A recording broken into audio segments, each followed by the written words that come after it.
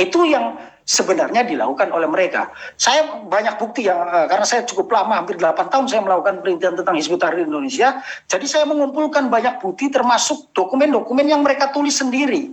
Bagaimana misalnya mereka mengajak tentara, bagaimana mereka mengakui mereka bertemu di Pilpres 2014 dengan hampir seluruh calon presiden pada saat itu dan mengajak untuk bekerja sama.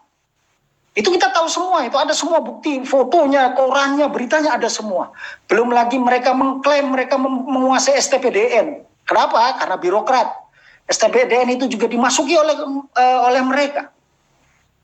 Kemudian belum lagi bagaimana penyebaran Islam di Papua. Bagaimana penyebaran, salah satu yang paling strategis melakukan penyebaran Islam Papua adalah Hizbut Tahrir. Siapa yang digunakan? Sekali lagi mohon maaf, saya harus menyampaikan militer yang digunakan. Karena militer, saya meyakini tidak semua teman-teman di militer itu memiliki pemahaman keagamaan yang baik, apalagi memahami soal peta gerakan Islam. Maka kemudian teman-teman di militer juga tidak tahunya ya Islam saja. Tetapi mereka tidak mengerti bahwa Hizbut Tahrir ini memiliki agenda politik agar mereka bisa masuk dan mempengaruhi di Papua misalnya atau di tempat lain, kemudian juga mempengaruhi militer agar militer melakukan kudeta dan mengambil alih republik ini. Nah, kita sudah mendengar banyak misalnya pernyataan mantan Menteri Pertahanan Ria Mizat Triakudu dan lain-lain, itu sudah semua nampak. Jadi soal-soal seperti ini nyata dan nampak, kemudian orang kadang-kadang mengabaikan, bahkan tidak peduli dengan persoalan-persoalan ini. Misalnya ada orang yang mengibarkan bendera khilafah, itu dianggap biasa saja. Ini menurut saya berbahaya, menurut saya. Kenapa? Karena orang menganggap biasa, kemudian suatu saat maka orang akan menganggap itu sesuatu yang biasa, dan ketika terjadi sesuatu ya orang tidak akan melakukan apa-apa. Nah ini kalau saya di teman-teman Ansor itu menyatakan ada 3 hal yang sebenarnya menjadi masalah di bangsa ini. Yang pertama adalah klaim ada sekelompok orang yang ingin merubah kesepakatan, konsensus kebangsaan kita, ingin merubah. Ini kelompoknya kecil, tetapi ini intens dan masif, kemudian militan. Yang kedua adalah ada kelompok orang yang mengklaim kebenaran sepihak, bahwa selain kelompoknya salah, hanya kelompok dia yang benar. Kalau mau disebutkan siapa yang ingin merubah kesepakatan atau konsensus kebangsaan, Ikhwanul Muslim. Saya tidak usah menyebut nama partai politiknya. Ikhwanul Muslim ingin merubah kesepakatan dengan mendirikan negara Islam. Itu nyata dan jelas. Kemudian siapa? Hizbut Tahrir. Itu jelas ingin merubah karena mereka menolak kesepakatan dan ingin mendirikan khilafah Islamiyah. Belum DITII atau Jamaah Islamiyah. Siapa yang merasa paling benar dan kelompok lain salah? Di sini ada namanya Salafi. Baik itu Sururi maupun dakwah. Atau Wahabi dakwah maupun Wahabi Sururi. Mereka merasa paling benar dan selain kelompok mereka salah. Orang menyebutnya Khawarij misalnya. Yang ketiga adalah mayoritas diam. Dan ini terjadi di tengah-tengah kita. Semua orang diam semua. Saya sering berdiskusi dengan Mas Budiman, saya selalu menyampaikan bahwa diskusi atau kepentingan, kalau kita mau jujur, partai-partai politik kita, diskusi politik kita ini bukan diskusi ideologis, tetapi diskusi kepentingan sesaat atau pragmatis. Mana mungkin misalnya partai politik tertentu yang berbasis agama bertemu dengan partai politik tertentu yang sekuler nasionalis misalnya. Karena soal kepentingannya ada pilkada. Padahal tahu bahwa secara ideologi ini tidak pernah ketemu. Membangun apapun tidak akan pernah ketemu. Tetapi karena kepentingan pragmatis, maka secara politik bisa ketemu. Jadi memang politik kita juga sudah keluar dari nilai-nilai Pancasila, termasuk sistem politik kita ini.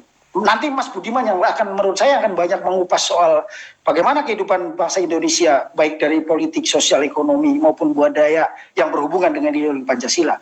Saya hanya mau menggarisbawahi bahwa Hizbut Tahrir sampai kapanpun tidak akan pernah rela Republik ini tetap normal atau stabil. Mereka akan terus-terusan menggunakan cara untuk mempengaruhi agar rakyat tidak percaya terhadap pemimpinnya. Siapapun yang akan memimpin, bukan hanya Pak Jokowi. Selagi mereka tidak akan memimpin, kenapa? Karena tadi saya sebut, di tahapan kedua itu mereka akan terus berupaya untuk berada pada posisi kelompok oposisi dan mempengaruhi masyarakat agar tidak percaya kepada pemimpin, dan mereka bisa melakukan itu. Saya pikir ini Kamar Sugi Wahid yang bisa saya sampaikan. Nanti biar kita lebih banyak diskusi. Terima kasih dan mohon maaf saya ini ngomongnya berapi-api karena saya banser dan kalau banser ngomongnya harus tegas begini. Kalau jadi pengurus NU kan harus lembut, damai. Kalau banser enggak. Karena kita harus berada di depan mengawal dan menjaga kiai. Terima kasih. Assalamualaikum warahmatullahi wabarakatuh. Waalaikumsalam warahmatullahi wabarakatuh. Makasih Kang Nurul Zaman, Kang Zaman. Ini satu pengantar yang seru menurut saya. Dan di chat ini juga sudah panas kelihatannya. Baik yang pro, saya belum pro Pancasila ini ya, atau anti HTI. Tapi saya belum lihat yang pro HTI ini. Baik, saya kira Mas Nurul Zaman, meskipun tadi bilang belum nggak akan menyampaikan isi bukunya, sebetulnya beliau sudah memberikan gambaran singkat ya secara umum tentang isi buku ini. Saya kira seputar itu. Dan tadi yang dijelaskan oleh, saya panggil aja Kang Zaman, ini apa yang disampaikan tadi adalah sebetulnya ideologi. Tahapannya jelas, mabda'nya jelas, terus kemudian strateginya jelas, dan sikapnya jelas terhadap negara ini. Dan dia sudah, artinya dia tidak galau sebagaimana orang yang nggak punya ideologi, begitu kemudian dibubarkan lalu kemudian bisa chaos, tapi dia sudah punya strategi yang sangat jitu. Dan saya kira ideologi ini tidak akan pernah mati ya. Betul kata Mas Nurul Zaman tadi, Kang Zaman, ideologi nggak akan pernah mati dan itu akan selalu singgah di dalam pikiran-pikiran orang yang meyakininya, dan bisa jadi mereka hidup underground, di bawah permukaan, dan terus melakukan konsolidasi tanpa diketahui. Tadi yang sebetulnya belum diungkap oleh Mas Kang Zaman, ini karena HTI kan secara formal sudah dibubarkan sebetulnya ya. Apakah, tapi nanti dijawabnya tidak sekarang, atau mungkin boleh juga sedikit ya, bagaimana sebetulnya metamorfosis HTI ini. Kalau Mas Kang Zaman tadi mengatakan bahwa HTI ini ada dan akan terus tidak puas terhadap pemerintahan siapapun yang jadi presidennya, karena ideologi ini nggak akan pernah mati dan mereka masih mencita-citakan satu sistem khilafah di negeri ini. Pertanyaan saya, apakah HTI ini masih wujud dalam bentuk HTI atau ada gerakan metamorfosis yang ini mewujud menjadi gerakan yang lain? Mungkin Mas Nurul Zaman bisa nambahin ini. Saya pernah dijebak juga pertanyaan ini. Tadi Mas Zaman bilang bahwa PKI dan HTI itu sama gitu ya. Terus ada yang menjebak saya, kalau gitu Kang, lebih baik mana antara HTI dan PKI katanya. Terus mungkin juga Mas Zaman bisa nambahin, kalau khilafah ini kan jelas khilafah Islamnya itu Islami, Pancasila juga Islami. Tapi kenapa kok diversuskan? Lah mungkin ditambahin sedikit aja, karena masih ada waktu 5 menit ya. Ya silakan. Biar rame. Pertama soal dulu, pertanyaan menjebak, lebih baik mana Pancasila, PKI atau HTI? Sama buruknya. Sama buruknya, tidak ada yang baik. Yang kedua, metamorfosis. Mereka sekarang memang tidak berbentuk wujud Hizbut Tahrir Indonesia karena organisasi ini dibubarkan. Tetapi mereka membentuk organisasi-organisasi, dulu disebutnya organisasi tanpa bentuk lah, atau organisasi yang hanya mereka namakan, baik itu dalam bentuk majelis taklim atau dalam bentuk kajian-kajian. Dan mereka menyusup ke hampir seluruh organisasi Islam, kecuali NU. Kenapa NU itu susah disusupi? Karena tahlil itu menurut HTI juga bukan sesuatu yang baik. Itu dianggap bertentangan dengan ideologinya. Kemudian mereka tidak akan susah masuk NU. NU punya baper kultural yang kuat menurut saya. Nah, jadi mereka memang membentuk sendiri kan, membentuk organisasi-organisasi yang bisa sifat lokal maupun sifat, tapi koordinasinya masih terus dilakukan oleh mereka dan mereka terus mendakwahkan. Saya sebenarnya, karena kalau diskusinya tertutup, saya bisa sebut contoh orang yang memimpin salah satu organisasi yang dianggap Islam, ya organisasi Islam memang, tapi orang menganggap ini bukan orang HTI, tapi saya meyakini dia HTI dan ada buktinya. Kemudian di partai politik, saya bisa sebut namanya. Di tempat tertentu saya bisa sebut namanya orang-orang itu. Tapi kan nggak mungkin ini terbuka soalnya. Pakai inisial aja, inisial. Jangan. Ya. Oke, itu ya. Nanti kita Inisialnya BS nanti. Ya, Kang Zaman. Inisialnya BS nyebut gawat. Berarti BS. Ya. Oke, cukup Zaman ya. ya, nanti kita Baik. diskusi saja lah. Oke, ya baik. Saya kira nanti kita tuntaskan dalam diskusi ya. Saya hanya sekedar memancing saja untuk supaya diskusi ini nggak terlalu tegang, rileks saja ya. Kita ngobrol-ngobrol. Jadi ngobrol HTI itu jangan tegang, harus dengan rileks, dengan ketawa dan dengan kepala yang ceria, gitu, tenang. Ya. Baik, itu kira-kira ya tadi yang sudah diantarkan oleh Kang Zaman. Ini saatnya kita akan mendengarkan Mas Budiman Sujatmiko nih. Saya kira banyak juga nih fansnya kelihatannya. Ini sampai 100, kayaknya kuotanya cuma 100 nih, jadi naik turun 100, maksimal 100. Mungkin bisa lebih nih. Mestinya panitia bisa ngambil Zoom yang bisa sampai 500 ini. Baik, saya ingin ngasih waktu ke Mas Budiman untuk memberikan syarah ya, kalau bahasa pesantrennya, mensyarahi kitabnya Kang Nuruzzaman ini tentang HTI, atau bisa juga taklik ya, naked juga bisa dikritik, atau mungkin catatan-catatan dari bukunya Kang Zaman ini, atau mungkin juga punya perspektif lain, bebas saja ya. Tapi saya ingin mengundang Mas Budiman dalam, kalau Mas Zaman tadi banyak ngomong soal HTI-nya, ya ini mungkin Mas Budiman lebih ngomong soal Pancasilanya, termasuk tadi yang ditanyakan oleh Ketua PCNU Kiai Aziz Hakim soal RUU HIP ini. Ini kan ironik, namanya Pancasila, tetapi sebagian ditolak oleh orang yang pro Pancasila. Sebetulnya ada apa di balik itu? Mungkin bisa dijelaskan. Tapi sebelum saya serahkan ke Mas Budiman, mungkin saya kira teman-teman udah kenal semua ya. Tapi saya kira sedikit aja saya ingin memperkenalkan. Barangkali ada yang belum tahu, Mas Budiman ini dulu pernah dipenjara selama 13 tahun. Ini gara-gara kasus 27 Juli ini. Tetapi kemudian dapat amnesti. Amnesti berarti diampuni oleh Presiden Gus Dur nih. Oleh Gus Dur tahun 99. Lalu beliau keluar sebelum masanya habis. Dan artinya karena dia sudah diampuni oleh Presiden. Dan kekuasaan tertinggi itu kan ada di kepala negara. Beliau divonis salah, tapi kemudian diampuni, diampuralah kira-kira gitu kesalahannya oleh Presiden Gus Dur, sehingga tidak lagi dinyatakan salah karena sudah diampura, diamnesti oleh Presiden Gus Dur. Ini sama dengan layaknya mahasiswa, Mas Budiman ini, ciri-ciri mahasiswa saat Orde Baru itu prestasinya adalah tidak selesai. Kalau ada mahasiswa yang selesai kuliah, itu berarti dia memang aktivis kuliah hanya di kelas dan seterusnya itu. Ciri-ciri aktivis pada masa Orde Baru yaitu satu, yang paling hebat kuliahnya nggak selesai, yang kedua selesai tapi lama, kayak Mas Imam 11 tahun. Saya cuma 6 tahun, jadi tengah-tengah kalau saya.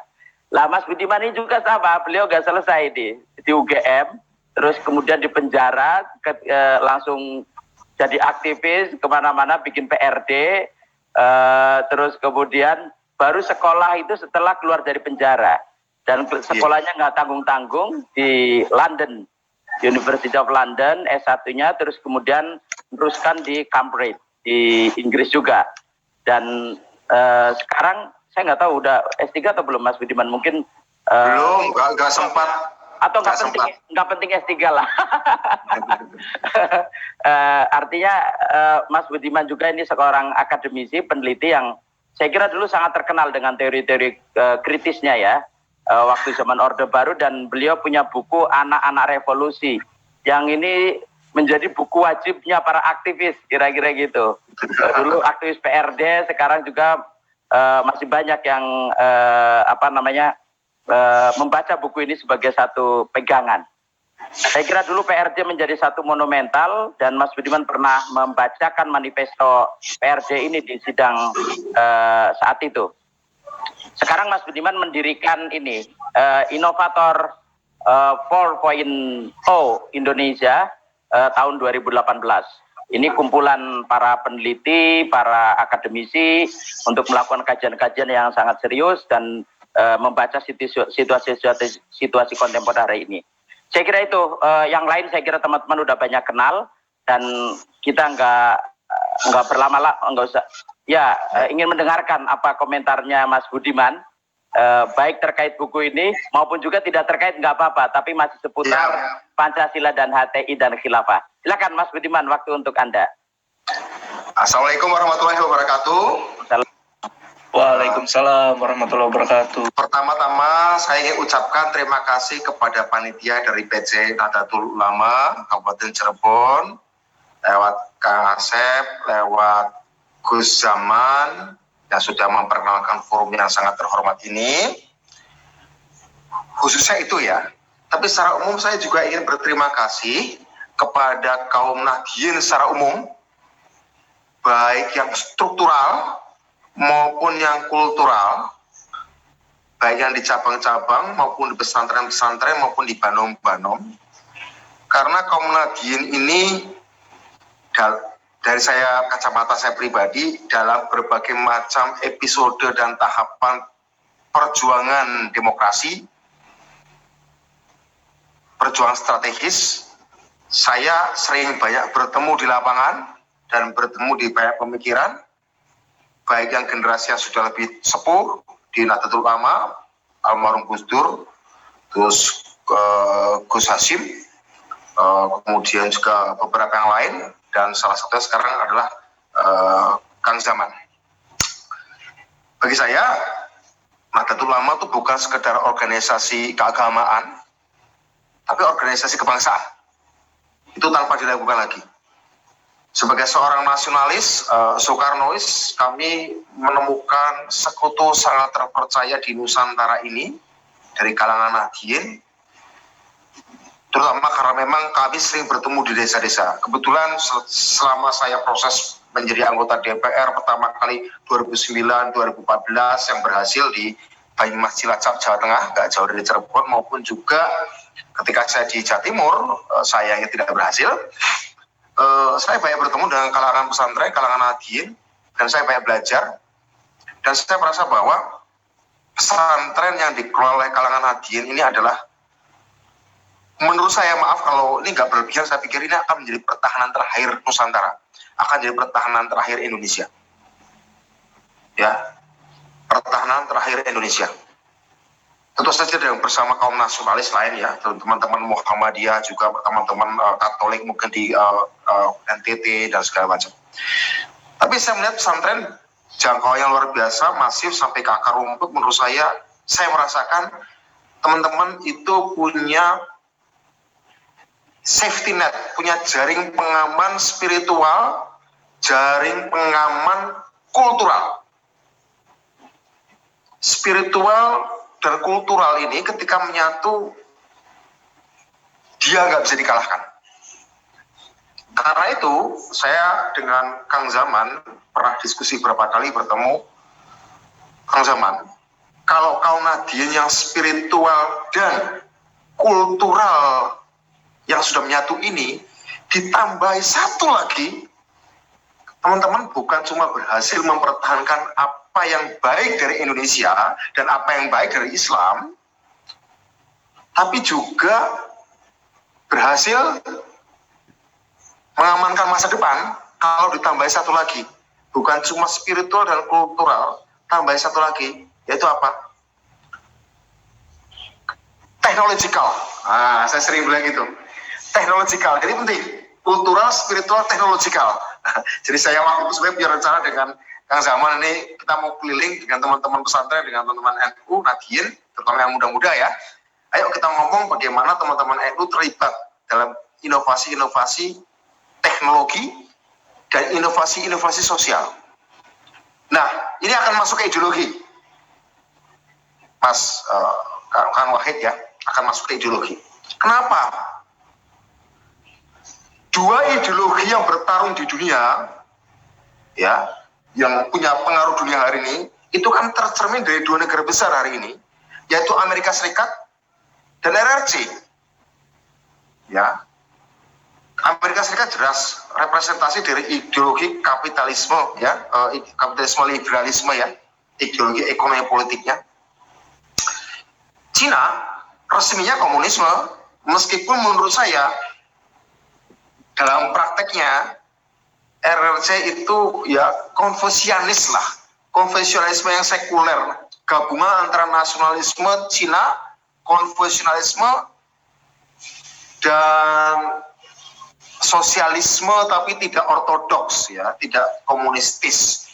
Yang masih komunistis di Cina kan cuma nama partainya saja. Tapi sebenarnya ideologi yang beroperasi di Cina adalah nasionalisme Cina, konvensionalisme modern dengan sosialisme. Kira-kira gabungan seperti itu.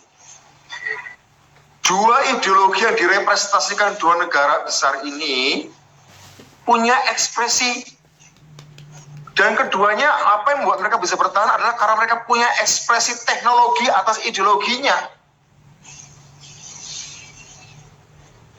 Ya, suatu ideologi itu akan bisa bertahan hanya karena kalau diomongkan, hanya kalau didakwakan, hanya kalau didiskusikan, enggak. Dia harus diekspresikan secara teknologi, diekspresikan secara nilai, diekspresikan secara ekonomi. Nah, ini saya tawarkan ini satu matriks. Bagaimana satu ideologi apapun itu akan besar atau akan lumpuh kalau dia memenuhi dua syarat, teman-teman. Jadi saya akan coba melihat dalam kerangka umum dulu, ya. Kalau tadi soal HTI atau khilafah versus Pancasila, Gus Zaman sudah dengan jelas, nggak usah tafsirkan baru lagi, itu penting. Tapi saya ingin ngomong dulu, ini ideologi itu gini, nilai-nilai itu. Dia itu syarat ideologi itu dua, kalau nilai-nilai barunya itu akan terlaksana, kalau dia punya narasi yang efektif. Artinya apa? Saat disampaikan itu gemanya berdengung, mudah dikunyah, mudah dipahami. Kita harus akui, teman-teman khilafah ini efektif loh narasinya. Misalnya, Indonesia tanpa pacaran. Sederhana. Tapi ketika itu disampaikan, ya, Indonesia tanpa pacaran, apapun masalahnya, khilafah solusinya. Orang langsung nangkep emosi kata yang disampaikannya, narasinya efektif. Entah benar, entah salah, entah argumentasinya kuat atau enggak, dia efektif. Kedua, ideologinya masif. Ya, ideologinya masif atau dukungannya masif. Dengan cara apa? Literasinya masif. Terbitan-terbitannya masif. Walaupun cuma satu lembar, walaupun cuma satu halaman, tapi dia dicetak banyak, dicetak sering, dengan isi kalimat yang belum tentu argumentatif, tapi kemudian secara emosional bisa mengikuti banyak orang. Dan yang penting mudah diakses. Apapun ideologinya. Kapitalisme, liberalisme mungkin juga efektif. Kebebasan. Apa itu liberalisme? Kebebasan. Apa itu komunisme dulu? Komunisme zaman PKI nggak ngomong masyarakat tanpa kelas, nggak berbicara soal penguasaan atau produksi oleh negara, enggak. Apa itu komunisme? Sama rata, sama rasa. Sesimpel itu. Apa problem Indonesia? Problem Indonesia korupsi ini itu segala macam, solusinya khilafah. Apa itu? Indonesia tanpa pacaran. Sesimpel itu. Tantangan Pancasila adalah hari ini, kalau kita bicara tentang Pancasila, kita belum menemukan narasi yang efektif. Satu ideologi yang belum menemukan narasi efektif yang mudah dikunyah, maka ideologi itu akan terancam tidak terlaksana, rumit. Ya, rumit. Ya. Nah, kita harus menemukan itu. Kaum Pancasila selalu menemukan itu.